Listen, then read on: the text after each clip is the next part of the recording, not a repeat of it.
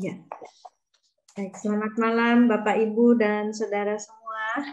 Selamat malam. Ya, malam ini kita belajar firman Tuhan ya tentang persekutuan orang percaya sehubungan dengan tema gereja bulan ini tentang gereja ya. Oke, saya akan share screen terlebih dulu ya.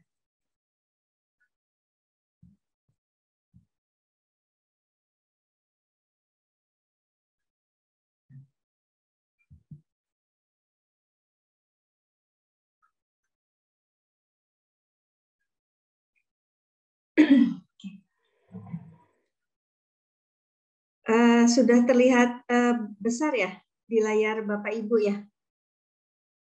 Sudah, Bu. Sudah ya? Sudah. Oke. Ya. Kita berdoa sebentar ya. Mohon pimpinan Tuhan. Tuhan Yesus, malam ini di tengah persekutuan doa kami juga mau belajar firman Tuhan. Tolong kami memahami bagaimana hidup dalam persekutuan orang percaya di tengah jemaat GKI Sion. Sertai kami Tuhan, tatkala kami akan mempelajari firman Tuhan, di dalam nama Tuhan Yesus kami berdoa dan kami memohon. Amin. Ya. Bapak Ibu dan saudara sekalian, hari ini kita akan belajar tentang persekutuan orang percaya, ya. Nah, saudara, kita akan bersama-sama melihat satu bagian firman Tuhan di dalam Lukas pasal 5 ayat 17 sampai 26. Saya sudah buatkan di slide ayat-ayatnya, jadi kita tinggal membaca saja ya.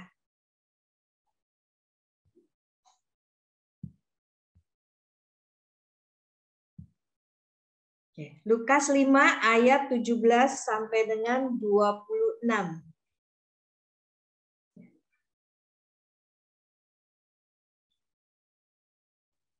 Ya, kita baca, dengarkan pembacaan firman-Nya saja ya. Pada suatu hari ketika Yesus mengajar, ada beberapa orang Farisi dan ahli Taurat duduk mendengarkannya. Mereka datang dari semua desa di Galilea dan Yudea dan dari Yerusalem. Kuasa Tuhan menyertai dia sehingga ia dapat menyembuhkan orang sakit. Lalu datanglah beberapa orang mengusung sosok orang lumpuh di atas tempat tidur. Mereka berusaha membawa dia masuk dan meletakkannya di hadapan Yesus. Karena mereka tidak dapat membawanya masuk berhubung dengan banyaknya orang di situ, naiklah mereka ke atap rumah, lalu membongkar atap itu dan menurunkan orang itu dengan tempat tidurnya ke tengah-tengah orang banyak, tepat di depan Yesus. Ketika Yesus melihat iman mereka, berkatalah ia, "Hai saudara, dosamu sudah diampuni." Tetapi ahli-ahli Taurat dan orang-orang Farisi berpikir dalam hatinya, "Siapakah orang yang menghujat Allah ini? Siapakah yang dapat mengampuni dosa selain daripada Allah sendiri?" Akan tetapi Yesus mengetahui pikiran mereka, lalu berkata kepada mereka, "Apakah yang kamu pikirkan dalam hatimu? Manakah lebih mudah mengatakan, dosamu sudah diampuni, atau mengatakan, bangunlah dan berjalanlah? Tetapi supaya kamu tahu bahwa di dunia ini anak manusia berkuasa mengampuni dosa, berkatalah ia kepada orang lumpuh itu, kepadamu kukatakan, bangunlah, angkatlah tempat tidurmu, dan pulanglah ke rumahmu."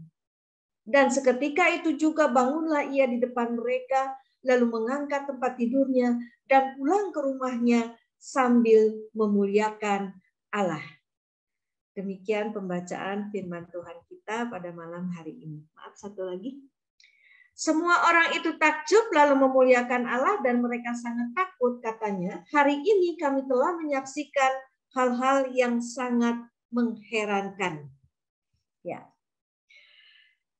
Saudara-saudara, komunitas itu penting. Ya, komunitas itu sangat penting. Apalagi komunitas persekutuan orang percaya. Nah, di dalam bukunya, seorang penulis dan pembicara Kristen yang terkenal, Rick Warren, yang pernah menuliskan buku The Purpose Driven Life, ya, menceritakan sebuah survei. Rick Warren ini satu kali mensurvei orang-orang yang ada di sebuah gereja. Dia tanya kepada mereka nih jemaat ya, mengapa Anda bergabung dengan gereja ini? Kenapa sih Anda gabung dengan gereja ini? Nah, 93% menjawab, saya bergabung dengan gereja ini karena pendetanya. Jadi yang ngajak jemaat itu ya 93% mengatakan yang mengajak mereka ke gereja ya sehingga mereka bisa bergabung dengan gereja itu adalah pendetanya. Lalu Rick Warren tanya lagi. Nah, kalau satu kali pendeta Anda meninggalkan gereja ini, apakah Anda juga akan keluar dari gereja ini? Anda juga ikut meninggalkan gereja ini.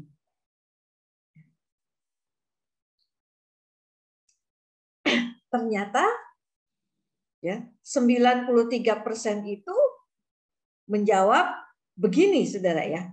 Tidak, kami tidak akan pindah gereja karena kami sudah punya teman-teman di gereja ini. Jadi orang-orang di jemaat itu meskipun mereka bergabung dalam satu jemaat ya, satu gereja karena diajak oleh si pendeta atau seorang pendeta, tapi ketika sang pendeta itu meninggalkan gereja tersebut, orang-orang di dalam jemaat itu tidak ikut meninggalkannya karena mereka sudah punya teman-teman di gereja tersebut. Nah, bagi Rick Warren, inilah gereja yang sehati, inilah gereja yang seia sekata. Jadi, ikatan dengan saudara-saudara seiman ya, di dalam persekutuan orang percaya itu sangat diperlukan sekali, dan ini dibangun dengan waktu yang sangat lama sekali loh saudara ya. Nggak cukup hanya sebulan 2 bulan ya, setahun 2 tahun nggak cukup, tapi perlu waktu yang sangat lama, belasan bahkan sampai puluhan tahun. Apa sih sebenarnya manfaat dari persekutuan orang percaya itu? Nah, dari pembacaan kitab Lukas, kita lihat seorang yang lumpuh, yang hidup dalam sebuah komunitas. Apa sih yang kita bisa pelajari dari seorang yang lumpuh dengan komunitasnya? Apakah kita bisa melihat manfaat dari sebuah persekutuan orang percaya di dalam cerita tentang si lumpuh dan komunitasnya ini? Ternyata ada ya, saudara. Apa yang kita bisa pelajari? Yang pertama, dari kisah si lumpuh dan komunitasnya, kita bisa melihat 3 manfaat dari persekutuan orang percaya. Yang pertama, lewat persekutuan orang percaya itu, kita bisa mendapat pertolongan dari saudara-saudara seiman. Nah, saudara, kalau ada dokter yang terkenal dan bisa menyembuhkan penyakit apa saja, maka dimanapun dokter itu praktek, pasti akan dikunjungi oleh banyak orang sakit. Nah, begitu juga dengan Tuhan Yesus waktu itu. Kabar Tuhan tentang Tuhan Yesus waktu itu sudah tersiar dengan di mana-mana, ya. Dan banyak orang datang berbondong-bondong kepada Tuhan Yesus untuk mendengarkan Dia dan juga untuk disembuhkan dari segala penyakit mereka. Nah, ada juga ternyata seorang yang lumpuh. Nah, orang lumpuh ini tidak punya keluarga, saudara. Dan dia juga sudah dengar tentang Tuhan Yesus yang bisa menyembuhkan orang sakit. Karena itu dia ingin bertemu dengan Tuhan Yesus supaya dia juga bisa disembuhkan. Tapi siapa yang mau mengantarkan dia kepada Tuhan Yesus? Siapa yang mau menggotong diri dia? Dia kan lumpuh ya. Jalan aja nggak bisa, saudara. Nah, ternyata orang lumpuh ini memiliki teman dan teman-temannya itu juga sudah mendengar tentang Tuhan Yesus. Nah, teman-temannya inilah yang kemudian membawa si lumpuh ini kepada Kristus. Orang lumpuh ini sebenarnya tidak bisa apa-apa tanpa sahabat-sahabatnya. Tidak bisa apa-apa tanpa sahabat-sahabatnya, saudara ya. Benar-benar lumpuh. Dan dia sangat beruntung sekali karena memiliki sahabat-sahabat yang baik. Sahabat-sahabat inilah yang membawa dia kepada Kristus. Nah, saudara-saudara, dalam kehidupan kita juga bisa menemukan banyak orang yang tidak berdaya. Lumpuh gitu ya. Apakah diri kita atau sesama kita yang lumpuh. Mungkin yang lumpuh itu bukan kakinya. Bukan kakinya yang lumpuh. Yang lumpuh itu semangat hidupnya. Harapannya. Rohaninya, tenaganya. Ada kelumpuhan rohani, ada kelumpuhan harapan, ada kelumpuhan semangat. Ada kelumpuhan tenaga. Dan orang-orang percaya ini ya, sekalipun mereka percaya, mereka ini tidak bisa sendirian menangani semua persoalan-persoalan kelumpuhan hidup mereka. Kita dan sesama kita itu butuh keluarga, butuh teman-teman seiman dalam semua kelemahan kita. Jadi hidup kita ini tidak boleh terpisah dari teman-teman gereja kita. Orang-orang percaya itu tidak boleh bicara seperti ini ya di antara saudara-saudara seimannya. Udah urus aja urusan kamu sendiri. Nah, ini bukan kata-kata orang Kristen. Urus aja urusan kamu sendiri begitu ya. Kita ini, saudara, dipanggil dan diperintahkan untuk terlibat dalam kehidupan orang percaya lainnya. Perhatikan ya. Kita dipanggil Tuhan supaya kita ini bisa terlibat di dalam kehidupan orang percaya lainnya. Dan kita juga harus membuka diri supaya orang Kristen lain itu bisa terlibat juga di dalam kehidupan kita. Supaya kita ini terpelihara dari kejatuhan. Gak ada seorang pun di antara kita yang bisa hidup tanpa orang lain, saudara. Setuju ya? Gak ada seorang pun yang bisa hidup tanpa orang lain. Waktu kita sakit, kita butuh pertolongan orang lain. Informasi dari orang lain tentang apa yang mesti kita lakukan. Sebelum saya ke Sion, ke GKI Sion, saya itu sudah rencana mau tes darah ya saudara ya. Saya merasa badan saya ini ada yang nggak beres ya, karena kaki sering kesemutan gitu ya. Badan juga rasanya nggak enak, sering sakit begitu ya. Saya khawatir asam urat saya atau trigliserid saya naik karena saya ini senang sekali makan kacang dan roti gitu ya. Nah, kebetulan di sinode itu hari Minggu saya di GKI Sion pelayanan, hari Senin saya ke pembinaan pendeta di sinode. Saya itu diminta untuk tes darah bersama dengan rekan-rekan pendeta lainnya. Tapi sebelum saya dites darah, saya itu pulang ke Cirebon itu ngobrol ya dengan Ibu Yulia dan dengan Pak Andreas. Ya, saya ngobrol, lalu Pak Andreas itu tiba-tiba cerita sama saya. Saya lupa istri atau siapa begitu ya, Pak Andreas itu istrinya atau siapa gitu ya. Kena trigliserid katanya. Ya, itu hampir mencapai batas maksimal ya. Lalu dia katakan tidak perlu minum obat, hanya diet saja ya. Diet benar-benar diet, roti, diet kacang gitu ya. Itu bisa mengurangi setengah dari angka trigliseridnya. Banyak benar ya. Kalau tadinya 200 tinggal 100 kan wah luar biasa sekali gitu ya. Nah, Senin saya itu dites. Ternyata benar trigliserid saya itu juga mencapai ambang batas maksimal. Pantesan nih saya ini ya kesemutan ya, badannya pegel-pegel, rasanya nggak enak gitu ya. Dan saya sekarang mencoba apa yang disarankan oleh Pak Andreas, diet roti, diet kacang gitu ya. Dan ternyata itu memang cukup berpengaruh terhadap tubuh saya. kesemutan saya berkurang, ya, sakit di badan juga berkurang. Nah, informasi seperti ini saya dapatkan dari mana? Dari persekutuan saya bersama dengan saudara-saudara seiman. Ya, jadi kita hidup nih nggak bisa sendirian, saudara. Kita butuh orang lain saat kita sakit, ya, saat kita susah. Kita butuh orang lain membantu diri kita. Kita butuh bantuan doa dari sesama kita. Waktu kerohanian kita sedang mundur, ya, ke gereja malas, aduh jangankan ke gereja, doa aja malas, baca Alkitab aja malas, rasanya sungkan, jenuh gitu ya. Rasanya saya ini tidak bisa lagi berhubungan dengan Tuhan. Kita merasa pencobaan, ya, persoalan terus saja menimpa kita. Nah, dalam situasi yang lemah seperti ini, saudara dan saya bisa berbuat dosa apa saja. Dan Tuhan tahu hal ini.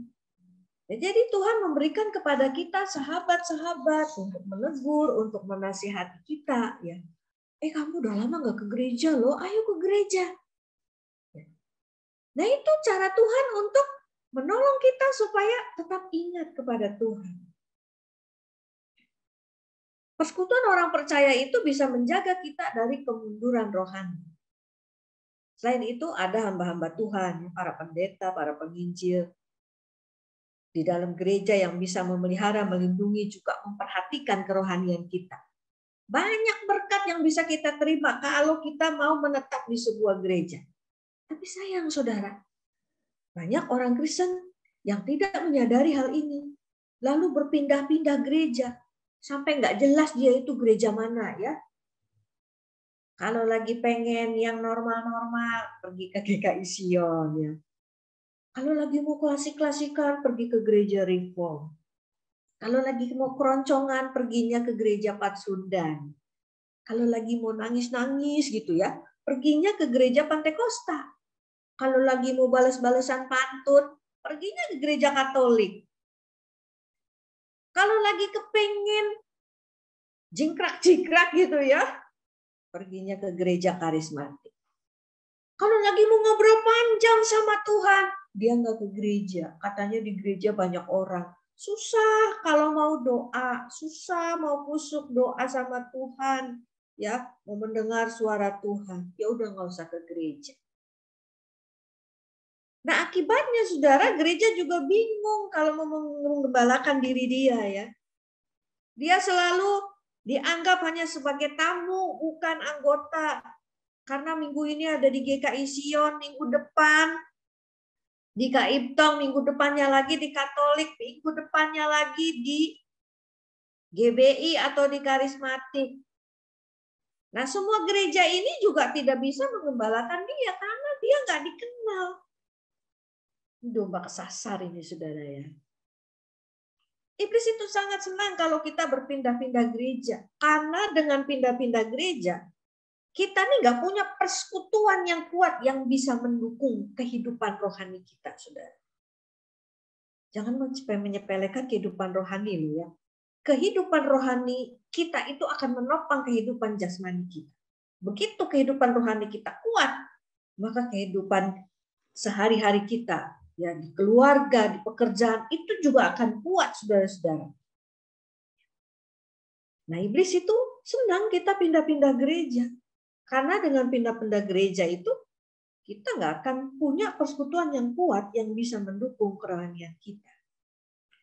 Nah, saudara, Alkitab dengan sangat jelas mengajarkan supaya kita ini terikat dengan orang percaya lainnya. Alkitab itu tidak pernah mengajar kita supaya kita ini terpisah-pisah, nggak pernah, tapi harus bersatu, ya, terikat satu dengan yang lainnya. Coba kita lihat ya satu ayat. Pengkhotbah 4 ayat 12. Di situ dikatakan, dan bila mana seorang dapat dialahkan, dua orang akan dapat bertahan. Tali 3 lembar tak mudah diputuskan. Ya, saudara, perhatikan. Ya. Kalau orang sendirian, gampang banget dia, ya, dihancurkan oleh kuasa gelap. Tapi kalau sudah bersama-sama, dia tidak akan mudah dihancurkan. 2 orang kata firman Tuhan bisa bertahan. Sendirian bisa dikalahkan. Apalagi kalau sampai ada 3 begitu ya. Tali 3 lembar tidak mudah diputuskan. Jadi kehidupan rohani yang kuat itu hanya bisa diperoleh bukan hanya dari baca Alkitab, saudara berdoa sendirian, bukan, tapi dari persekutuan kita dengan orang percaya yang lainnya. Itu bagian firman Tuhan lagi. Besi menajamkan besi, orang menajamkan sesamanya. Ingat loh saudara ya, kita ke gereja ini bukan hanya sekedar untuk berhahaha saja gitu ya. Bukan cuma sekedar itu, tapi belajar bekerja sama, cari sparring partner. Saudara bersyukur loh kalau yang dipilih Tuhan menjadi majelis, ya pengurus, aktivis, komisi, ya guru sekolah minggu, itu bagus semua saudara. Kita ini sedang diajar untuk bekerja sama di ladang Tuhan. Nanti kita akan ditajamkan oleh orang lain. Apanya yang ditajamkan? Bukan sifat buruknya, tapi karakternya yang seperti Kristus itu akan ditajamkan. Makin hari makin baik. Ya, ada tulisan bagus sekali saudara.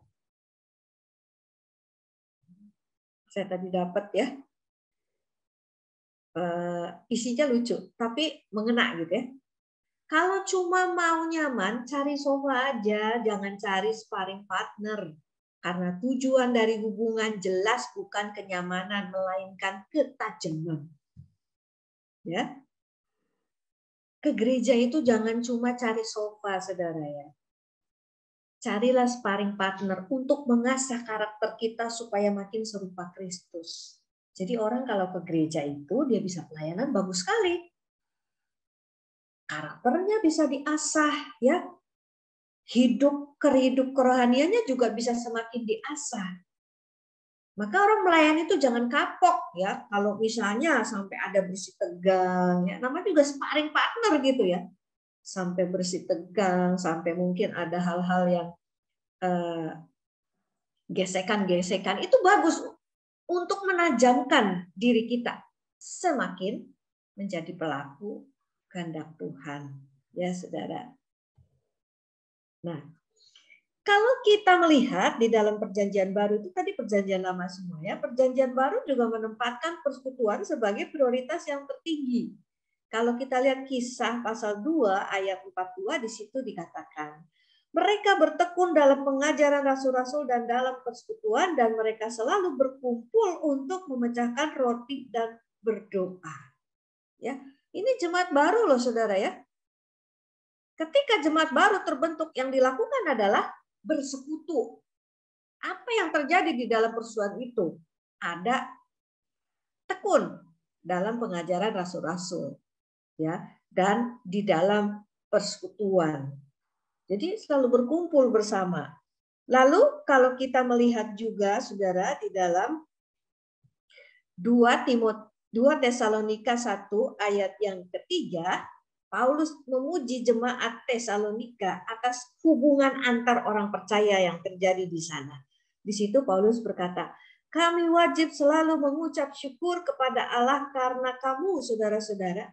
Dan memang patutlah demikian karena imanmu makin bertambah dan kasihmu seorang akan yang lain makin kuat di antara kamu. Jadi saudara perhatikan ya, baik di dalam perjanjian lama maupun di dalam perjanjian baru, persekutuan di antara orang percaya itu diutamakan. Nah, salah satu hal yang dibenci setan adalah kalau kita memiliki sebuah persekutuan Kristen yang saling memperhatikan, saling mengasihi, saling memberi semangat satu sama lain. Setan benci banget saudara kalau kita saling memperhatikan. Itu sebabnya setan akan berusaha agar ada orang-orang Kristen yang tidak usah punya gereja, supaya orang itu bisa mudah dihancurkan. Karena itu kita harus belajar setia, komitmen, pergi ke persekutuan orang Kristen. Ya. Apakah itu kita lakukan secara onsite atau online? Ya. Teruslah berusaha untuk mengembangkan persekutuan di gereja di mana kita tinggal, ya, berjemaat dan melayani.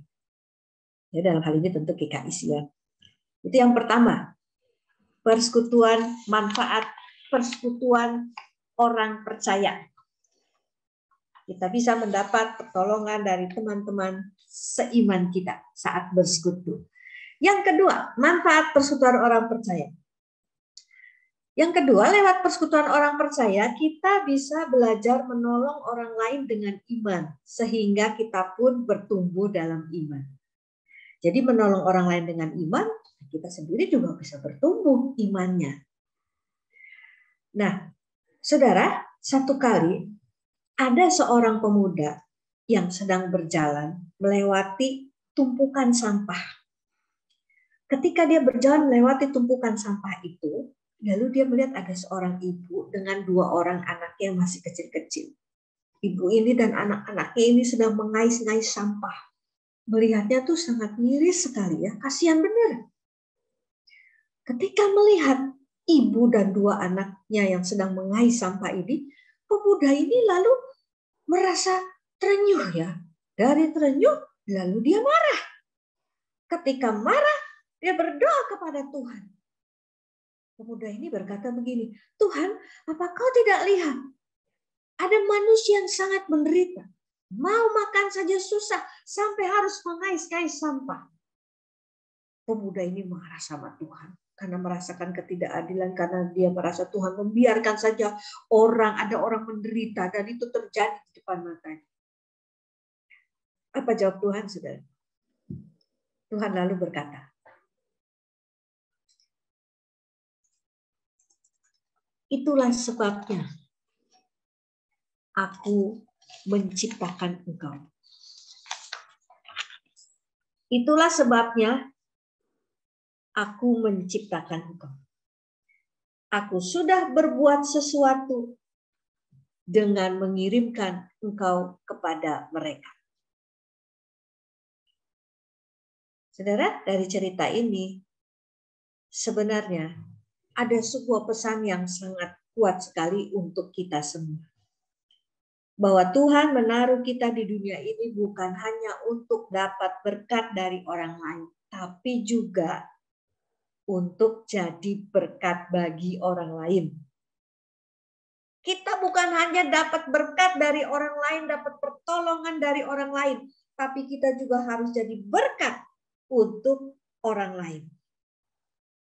Nah, kita ditempatkan di dalam sebuah persekutuan orang percaya yang lebih kecil untuk bisa menolong orang lainnya. Nah, melalui komunitas itulah kasih kita nanti bisa dinyatakan kepada sesama. Kepekaan kita juga nanti akan diperkuat. Saudara perhatikan, ketika 4 orang sahabat si lumpuh membawa sahabat mereka si lumpuh ini kepada Yesus. Apa yang dikatakan Alkitab? Ya, coba kita lihat di dalam Lukas 5 ayat 20. Di situ disebutkan ketika Yesus melihat iman mereka. Ya, saudara perhatikan ya. Ketika Yesus melihat iman mereka. Di situ nggak disebut loh saudara, ketika Yesus melihat iman si lumpuh. Enggak. Iman mereka. Berarti iman si lumpuh plus 4 temannya. Ya. Jadi iman dari sahabat-sahabat orang lumpuh ini terlihat ketika mereka berusaha keras membawa temannya yang lumpuh itu kepada Yesus. Nah, sahabat-sahabat si lumpuh ini kan sudah dengar kalau Tuhan Yesus ada di Kapernaum. Mereka segera bawa si lumpuh ini ke Kapernaum, tempat di mana Tuhan Yesus mengajar. Tapi mereka mengalami kesulitan mau masuk ke rumah di mana Yesus mengajar di situ. Karena sangat banyak orang berkerumun. Semua orang berkerumun dan berdesak-desakan mau menerobosnya bagaimana caranya.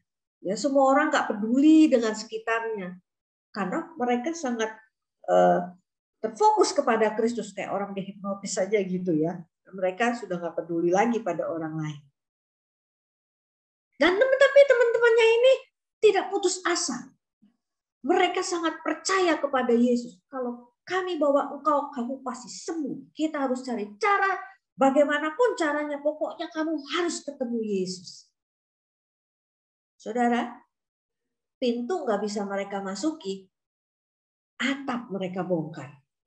Jadi atapnya dibongkar, lalu si lumpuh itu diturunkan ya dari atap itu sampai ke depan Yesus. Dan disitulah Yesus melihat iman si lumpuh dan teman-temannya. Luar biasa ya. Biasanya kan yang dilihatkan iman orang yang sakitnya ya, tapi ini iman teman-temannya. Jadi perhatian Yesus kepada 4 dari teman si lumpuh itu menunjukkan satu fakta bahwa Tuhan itu meresponi iman sahabat-sahabat orang lumpuh ini, saudara. Jadi ingat ya, iman kita itu selalu diperhitungkan oleh Tuhan. Ketika kita membawa seseorang kepada Kristus dengan iman, maka pasti itu akan dapat respon dari Tuhan. Nah, orang yang lumpuh itu sembuh sakitnya, sembuh rohaninya, karena iman dari sahabat-sahabatnya. Cuma kalau nggak punya iman, saudara ya, udahlah, kita nggak bisa ketemu Yesus lah. Ya, kami nggak percaya kamu bisa ketemu Yesus. Ya, tuh orang banyak berdesak-desakan, lihat tantangannya, lihat kesulitannya. Udah, kita nggak usah lagi mencoba untuk bertemu Yesus. Sama seperti 10 pengintai yang mempengaruhi orang-orang Israel. Udah nggak usah pergi berperang ke Kanaan. Di sana banyak raksasa-raksasa. Banyak raksasa kesulitan. Kita tidak akan bisa mengalahkannya. Ya. Tapi karena punya iman, maka akhirnya si lumpuh itu bisa sembuh. Ya. Tapi kita harus bedakan ya saudara ya. Iman dari 4 sahabatnya ini tidak mewakili iman keselamatan dari si lumpuh. Si lumpuh harus tetap menyatakan imannya sendiri kepada Kristus kalau memang dia mempercayai Kristus sebagai Tuhan dan Juru Selamatnya. Ya. Nah, saudara, kita harus mencoba melakukan firman Tuhan, berusaha melakukan firman Tuhan ini. Firman yang mengajak kita untuk menolong sesama dengan iman, supaya iman kita pun bertumbuh di dalamnya. Saya yakin sekali banyak orang yang sakit ya, apalagi masa COVID begini. Sakit jasmaninya, sakit rohaninya, sakit psikisnya banyak saudara ya. Kalau ada saudara seiman kita yang sakit, dengan iman kita doakan mereka. Doakan bersama-sama saudara. Kalau ada saudara seiman kita yang mundur dari Tuhan, mari kita doakan dengan iman. Dengan keyakinan kita ajak mereka datang kembali kepada Kristus. Doa yang lahir dari iman itu, Tuhan perhatikan ya saudara. Tuhan mendengarnya. Melalui persekutuan orang percaya kita belajar menolong orang lainnya dengan iman. Bahkan kita bisa mengembangkan kehidupan rohani kita. Kita bisa mengembangkan kehidupan rohani kita. Iman memang bisa tumbuh, saudara, dengan mengikuti kebaktian saja bisa tumbuh, tapi nggak secepat kalau kita ikut bersekutu gitu ya, bersekutu dengan orang percaya lainnya, ya. Misalnya seperti malam ini ikut persekutuan doa, ya, atau persekutuan di dalam paduan suara, persekutuan guru-guru sekolah minggu begitu ya, bersama-sama kita ikut bersekutu di situ ya.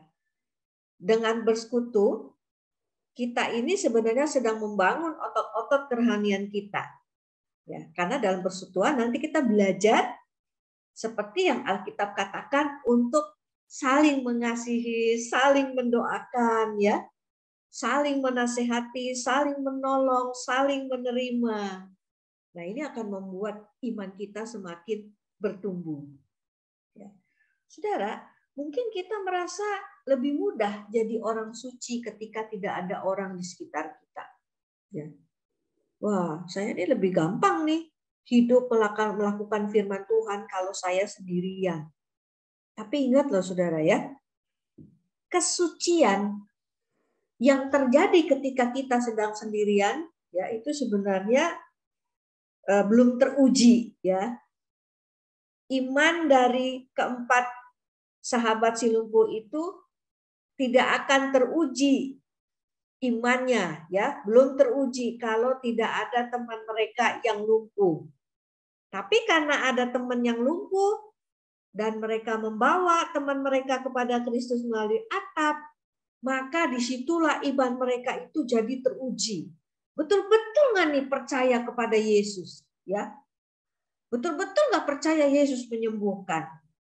Ternyata memang teruji, mereka percaya Yesus menyembuhkan. Sampai atap saja dijebol begitu ya. Kalau kita menyendiri, saudara, kita mudah ditipu.